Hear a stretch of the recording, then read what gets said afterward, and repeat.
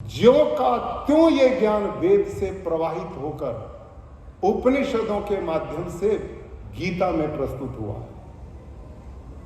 भाइयों और बहनों, समय का अभाव है, मुझे भी अगली मीटिंग में जाना है। दर्शन है, वो जीवन पद्धति है कि जो इस धरा पर जन्म लेने वाले हर मनुष्य के लिए हर चुनौती के जिस चौराहे पर आदमी खड़ा वहीं पर उसके प्रश्नों का समाधान है।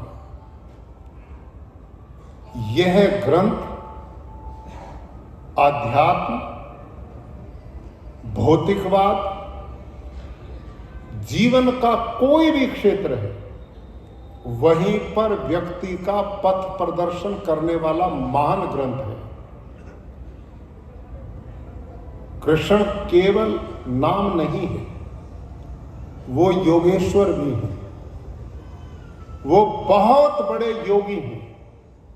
उनका दर्शन चिंतन गीता में जो उभर करके प्रस्तुत हुआ है, वो जीवन के हर पक्ष के पहलुओं का समाधान है।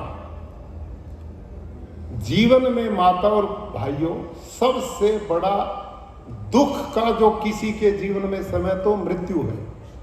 उसे कोई नहीं देखना चाहता, ना सुनना चाहता। सबसे भय यदि है जीवन में तो मृत्यु से है। एक बालक जन्म लेता, मेरी माता रो, फिर मृत्यु की ओर बढ़ता, बीमार होते दवाई लो, नहीं तो गया। जन्म से लेकर अंतिम समय तक मृत्यु और हमारा संघर्ष जारी रहता है। लेकिन हम इतने प्रबंध करते हैं, सारी जिंदगी सी प्रबंध पे लगे रहते हैं, लेकिन एक समय फिर भी आता है, प्रबंध करे कराए रह जाते हैं और मैंने और आपने अंत में फिर चार कंधों की सवारी करनी ही पड़ती है। आपका नंबर भी पड़ा नहीं, इसलिए हमें पता नहीं, यूं डरे रहते हैं।